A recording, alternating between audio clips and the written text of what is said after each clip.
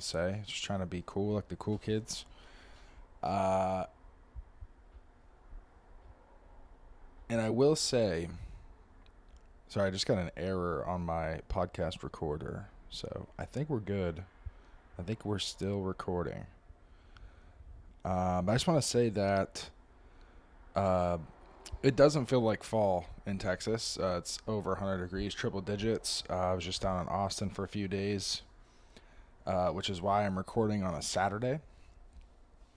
Typically, like I said, Thursday is going to be the show day. I still plan on that. But we'll get into why Saturday. But also, Saturday, I'm glad I waited till today to record this because I was able to watch one of my favorite shows of all time, College Game Day. I think, in terms of human joy and entertainment, I think nostalgia is one of the biggest things. Going back to a time, a safe time, good memories. And College Game Day is something that, brings up football Saturdays, brings up the weekend, brings up fall, nice chilly weather, kind of all positive things in my mind. Some of the best times in my life have been in the fall, either playing football, watching football, being around, crowds of people who love football. So, great way to start the day today. It's funny, I'm not even actually watching the game itself, Florida State and Georgia Tech, but really just the College Game Day, and also the first ever show for them being in Ireland. Something about Ireland also gets me excited.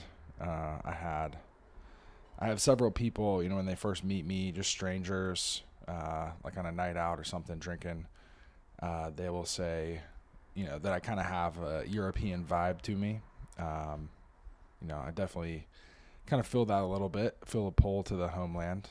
Definitely someone from the British Isles up there, a place where it's funny because I live in a place where it's 100 degrees and the sun is absolutely devastating. And today in Ireland, it looked beautiful, but the folks were saying that they're surprised it wasn't raining. A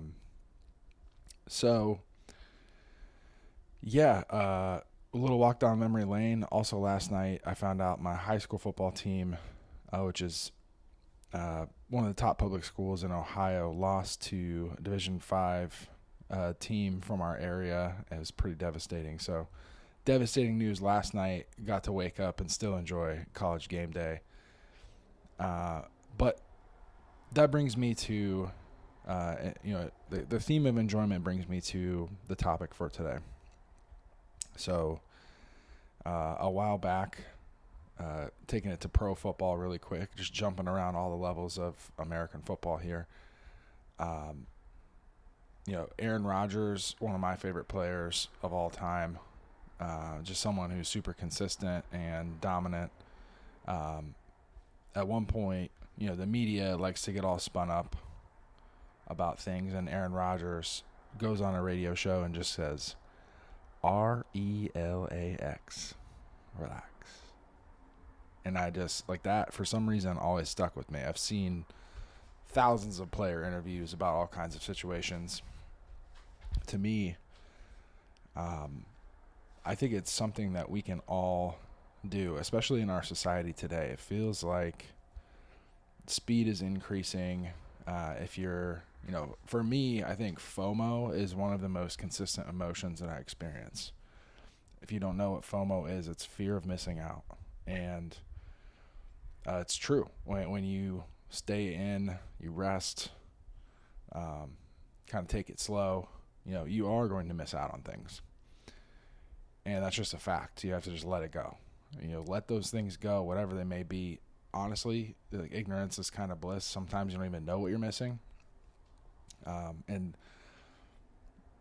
not to get too off track, but I think social media is a big driver of that FOMO emotion. So for me, myself, I've been off social media. I look at it every now and then. I use it, to be honest, like Instagram is more like a text messaging app for me now. I have a lot of text threads with random people, sending memes back and forth. It's just a new form of communication that I think everyone's doing on their own in their own way. So if I don't get on Instagram, there's some people I won't hear from and will just kind of fall out of touch with. So I can't get rid of it entirely, but I personally have stopped posting. I've unfollowed a lot of the kind of garbage accounts and really just focused on people that I know in real life. And that's been great. It's a great way to keep in touch with folks. I think that's what social media is really good for as a tool. But being off social media has helped my FOMO a ton. It's really helped me to slow down and just be able to relax, because I think we get caught up in not wanting to miss something because it could be our thing. It could be our, new partner, new job, all these things are going on. The world is exciting. But our bodies, unfortunately, live in a different time. They live in the past. They're looking back, thousands of years in the past, towards like the Bronze Age, for example. People were using tools, didn't have all the luxuries and comforts that we have today, but, their lives were shorter. There was more activity. You had to do more to kind of stay alive. And our bodies are built for that. They're built for surviving in the wilderness. They're built for fasting, going long times without food before you find more food, using adrenaline to hunt and eventually get your meal.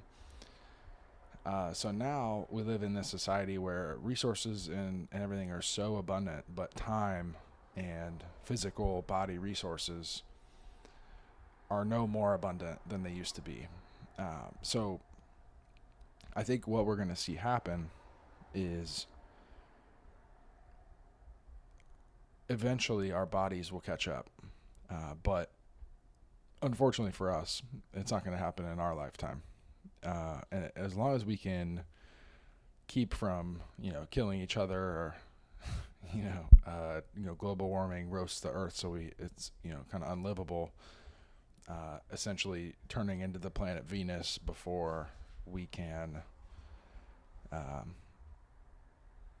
evolve. I mean, I think ultimately, the human race is going to be all right, but it's really not about us.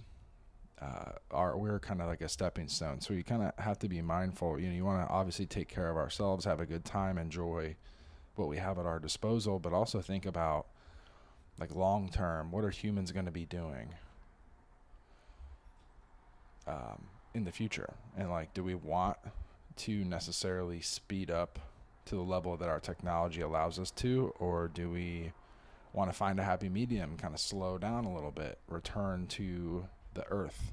And I think in a lot of ways our choices are made for us, like I said, as a generation right now, is something returning to the earth, slowing down, using our natural, biology and physiology to control how we feel and to get the best out of us, I think is really important right now. But, what do we think that's going to look like in the future? So when I think about it, I think for me, some of the most joy that I get is out of kind of slower, intentional moments with people that I love, people that I enjoy being with. So I don't know if that's something that we necessarily want to lose moving forward. If the world is all just everyone's plugged in, you got your cell phone signal plugged into your head, and your brain thinks 1,000 thoughts a second, and you don't need to, you don't even need to stop to take a bite. You like plug yourself in like an electric car. Is that at that point, like, are we even human? So for me, taking a note out of Aaron Rodgers' book, relaxing, being bored, allowing myself to be bored. This is a time for me that's a little strange. I'm halfway through a 2-week break off of school. And this past week, like I said, I went to Austin. I got to do some of my favorite things. I went to Barton Springs, the cold water spring, natural spring, a pool with no chlorine, basically. The bottom's covered in algae, which is kind of slippery and funny. And I spent a lot of time in that cold water, a lot of time, fresh air, sunshine. Honestly, there's truly nothing better. So it's my wish that those things are, continue to be cultivated. I think Barton Springs is a unique phenomenon in a way, but it's something that I wish I could build in any future house or neighborhood that I have, because it was such a great thing to be able to do, especially just $10 a day if you're ever in Austin, Texas. That's number one thing on the map for me, if you're looking for a good time. So what does slowing down look like? I actually did this. Another reason I wanted to do the episode today was I went to a yoga seminar at my school. In this off time, they're partnering with a university in India, trying to offer yoga programs and integrate yogic philosophy, and I guess the best way to say it is different tactics with chiropractic and other physical therapy modalities to bring the best of what yoga has to offer into our society. I mean, yoga right now, we have what the yogis call asana, which is just moving the body. It's stretching. Yoga, as you think of it, bending into different positions, maybe in a hot room, but yoga is honestly so much more than that. It's including breath work and meditation, and there's a lot of philosophy to it, and a lot of different things you can do. I mean, doing yoga is literally just sitting in a quiet space with yourself and just being. And I think that's what's lost on us. We like asana because it is this frantic movement. You get kind of a runner's high after your class, and we keep it moving. So it's interesting though, in that thing yesterday, altering your own physiology using the breath. The breath is really the only process that you can control consciously and unconsciously. It's interesting because in the body, you say your digestive tract, we have food that goes to our stomach, which gets moved into our, lower intestines. And, it's not like I'm sitting here squeezing my small intestine and squeezing my large intestine and physically, actively creating the poop that eventually comes out. You kind of handle the end of that by, holding it, going to the bathroom at the right time, excusing yourself, all that good stuff. But, breathing is a thing where if I stop thinking about it, if I go to sleep, I'm still breathing. But I can also commandeer that, take control of it, and kind of interface with my, lizard brain, so to speak, that primal part of yourself. So I think I personally have always thought that breath work was silly. But if you really look at it from a scientific perspective, slowing down your heart rhythm will calm you down. Raising your heart rhythm, hyperventilating, pushing oxygen into your cells is going to give you more energy and regulate you up. So I think that fact alone, you start to think all right, cool. So breathing can help me out. Where do I even start? I mean, I think it's as simple as slowing down your breathing. I do a lot of sauna work. I like to sit in the sauna for honestly hours at a time. And my challenge to myself when I get in there is, even though my body's heating up and my heart rate is going up to try and meet the challenges of that, try and cool myself down to get resources to the cells that are being overheated. How do I use my breath to kind of pull that down? Because the slower you breathe in the sauna, the slower you heat up. Eventually, your body's going to get up to the temperature of the sauna. If you stay in there long enough, like you will eventually, kind of fall asleep, go unconscious, hurt yourself, and, cook yourself to death. But, well before that happens, your body has all these defenses. But if you slow down that defense reaction, you're going to be able to stay in the sauna longer. And it's just challenging for your body. It's showing your body that you can, that this is okay. Like stress is okay. And when you absolutely can't take it anymore and you get out, you do get all these benefits, positive endorphins, heat shock proteins, different things that make your body more resilient. And then, last night I went to sleep. I got great sleep after a sauna session last night. And it was just, honestly, yesterday was just 20 minutes. It was a very simple one. Something was going on. They were cleaning the sauna, and I just decided to leave. But I still got all the benefits. Just even in that 20 minutes and trying to slow my breathing rate down. And one thing I think is interesting is in exercise or breathing techniques or anything, even though we are extreme in how much we try to do in our day and everything, some of these modalities, we actually don't go far enough. So we go too far when we shouldn't, and we don't go far enough maybe when we should. And so balancing that out, maybe bringing a little bit more intensity into your kind of purposeful stress, your stress, the good stress that you want, and then pulling back some of that negative stress, I think can help balance a little bit better. And then when you ultimately do choose to relax, you will relax a little bit easier. So when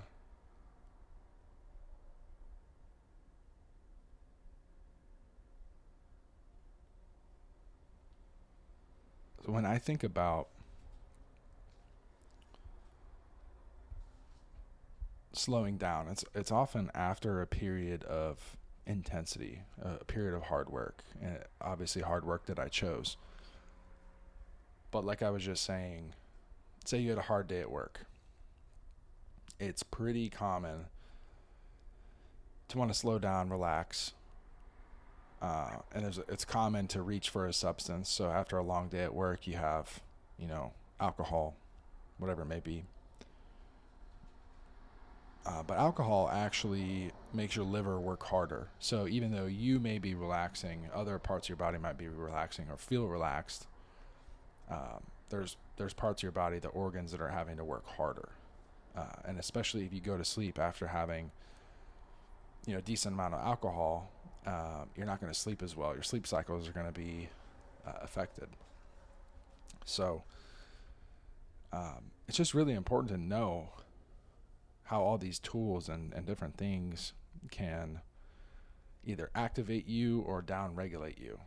And that was kind of what I took away from that seminar yesterday. So I'm looking at my list of things I wanted to talk about today, and I'm kind of towards the end of it. It's going to be a little bit shorter episode than normal. I actually love that. So I want like 20 to 30 minute episodes. So we're coming up on 20 minutes now. I think the best thing I can do is maybe give a suggestion of my favorite way to relax, since we're talking about down-regulating, enjoying ourselves. And this is something I've done myself. So again, just being deliberate and thoughtful. Think about, a time that you were 100% all in. So for example, like I wanted to watch College Game Day today, and this actually almost happened.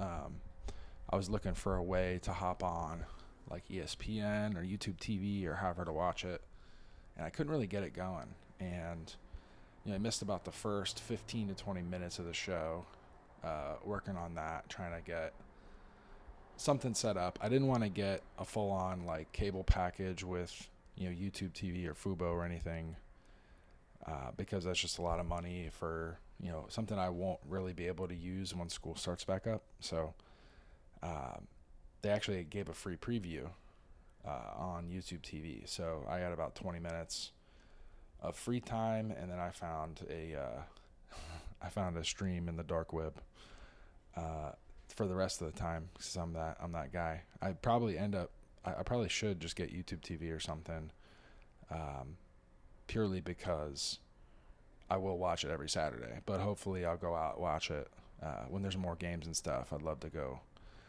out and watch it at a bar or something like that. But anyways, to bring it back to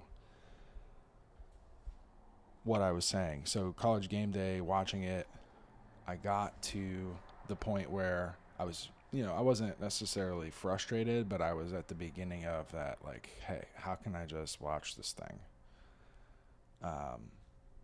Because I ended up subscribing to ESPN Plus, and I thought it would be on ESPN Plus, but it wasn't. So I canceled that subscription and started looking at more expensive options like YouTube TV. And I almost just said, you know what, like, this is a good time to practice what I preach. So if there's something that you desperately want to do, like say you're seeing someone new, you're pretty secure with them, you're a couple months in, and that you want to go out and have a good time, and it's something that you always do, like you never miss. Just try missing it one time. Like this College Game Day is something I really wanted to wake up and watch. Obviously a little bit lower stakes than a human relationship, but give up something one time, and in its place, feel the feeling, the FOMO feeling, the feeling of being kind of disappointed, of not enjoying said thing, whatever you're doing, and then just try to be for like 30 minutes wherever you're at. Just don't do anything, just sit there, and you're going to find all these things come up, all these resistances, all these like, if I don't go on that date today, I'm not good enough, to get another date another time. Or if I don't watch College Game Day today, I'm not going to know what's going on. And,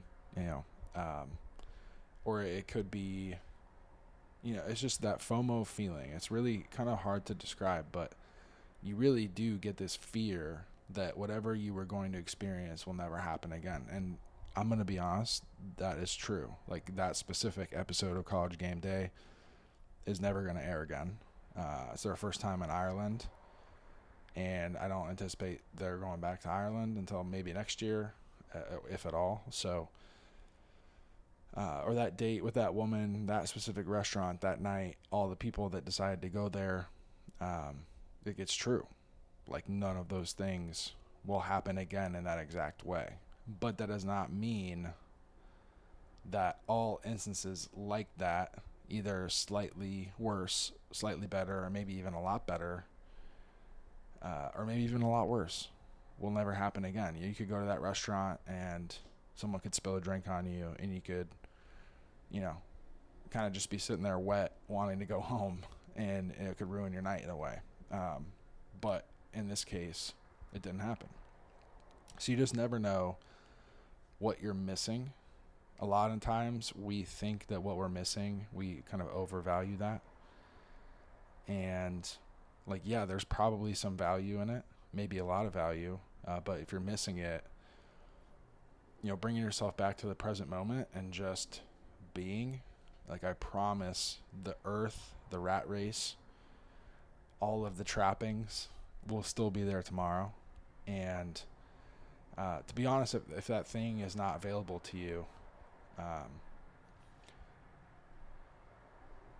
I do genuinely believe that maybe it wasn't for you, or maybe it will come back around to you in a different way. So like if it was the date example, maybe not that partner, but maybe a new partner. with College Game Day, new episode next week. There's going to be way more games on, so a lot more to kind of deal with and talk about. And it's going to be in Texas, so I might jet down to College Station and see what's up. But I think this is really a feeling that a lot of people let guide their decisions. And to sit there and feel the FOMO is one thing, but to actually, get with yourself and really think about, like, what's the root of this FOMO? What is this fear? Where's it coming from? Is it like a job and you're worried you're never going to make money again? Because, like, I can tell you all the times I've missed out on getting paid for something or a job or whatever, I've always got another job. I've always made it work. Like, there's never been a time, I'm here, I'm doing this, I'm in chiropractic school. All the times that I was so worried that it wasn't going to work out, like, I made it work out.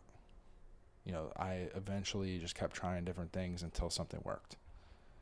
And that's genuinely how life goes. I mean, there's so much opportunity. Like, that's the good news is if you do miss something, it's almost guaranteed that something is going to be there. This isn't like the last train and you're never going to get to where you're going, like, the opportunities come up all the time. And I think especially, this is what I'll end on, is when you're in that kind of 30-minute period after you've given something up, I always bring myself back to the concept of luck is when preparation meets opportunity. So the opportunities are fleeting. They can come and go. I think there's a balance to that. So I think they do kind of come and go just as often. They come as often as they go. And all I can do is prepare myself. So what does that look like? So like if you are sitting there for that 30-minute period, you're feeling anxious, whatever it is, get better at a skill that's going to help you do that activity.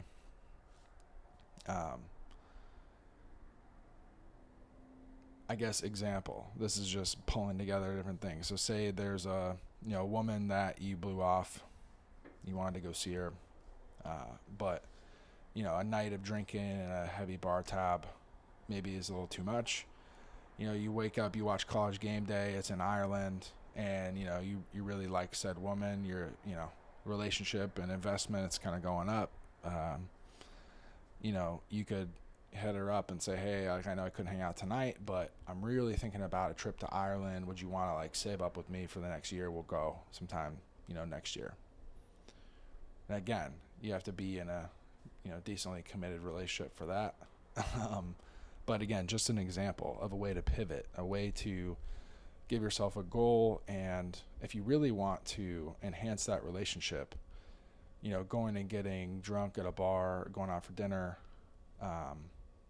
one night is going to build some camaraderie, but going on a kind of trip of a lifetime to Ireland is going to build way more camaraderie. And if that eventually is a person that you want to be with, that's going to be a memory that's going to be kind of a core foundation of what you build in the future. So there's always a way to level up. And if you just look at the opportunities and the time that you're given, I think there's a lot to be found. So example for me, to leave you with this 2-week period, I purposely scheduled nothing, reached out to no one, because I know when school starts back up, the stress level is going to be high. I'm going to have to do more kind of scheduled rest and recovery. And in this time, I'm kind of forcing myself to be a little bit bored. I do schedule at least one activity a day. Like, I'm not a complete recluse. I'm not just sitting here like hermit life. I go to the gym, I see people, going to a yoga class later today. But those times when, it's like 2:00 in the afternoon and you're like, man, I should go out tonight. Last night, to be honest, I worked out at the gym, I did the sauna thing, I took a shower, and I was in bed at 9, watching an episode of Seinfeld. And it was pretty boring, but I was enjoying Seinfeld. I was kind of learning more about Larry David's, to me, a funny comedian. He obviously struck a nerve with people. So I'm trying to kind of dissect and learn more about why Seinfeld was great, understand the writing, what they're doing, the different devices they use. And it's just something that's interesting to me, but it's also enjoyable. So even though I could have probably gone out, met some people, done something, it's also something I enjoy that allows me to be horizontal and rest my body for the upcoming weightlifting meet happening next week. So that's really what I'm dedicating myself to for now. In the future, I'm sure things will change in terms of what my number one top priority is. But that's just an example of this whole 2-week period. You almost think that 2-week period I need to go take a long vacation, or I need to do something outlandish. And for me, it was more I'll take a kind of a shorter trip, but then I'll force myself to be at home for a week too. And I think sometimes when I get busy, when school starts back up, I'm going to wish that I had a week off just at home, just watching Seinfeld, dicking around, going to the sauna, going to yoga class. This is a time that not a whole lot happens, so you maybe don't look back fondly on it. But it is something you find yourself wishing for. When you're super, super busy, you're like, man, I wish I just had some free time. So I'm kind of taking that mindset and putting that where FOMO is, and just appreciating the fact that I have this free time and that I live in a free time in terms of humanity in one of the freest countries in the world, where I can do whatever I want. So to kind of bring it all the way back to the beginning, I just want to say, give yourself permission to relax. Oftentimes giving yourself permission is the first step, and it's the one that people can't get past. Because yes, you are missing something. There's always shit going on. But at the end of the day, again, luck is when preparation meets opportunity. If you are burnt out, you will not be prepared when the opportunities do come. And they will come. So to feel lucky, a little luck of the Irish maybe, I think it is really, really important to be able to seize those opportunities and be prepared. And sometimes preparing can be as simple as being bored. Being bored, and you catch a little opportunity, a little inspiration, and the next thing you know, you got magic. So enjoy your free time. Relax. Damn it. And until next time, this has been Blaine and the Hard Things Podcast. See you guys soon. And until next time,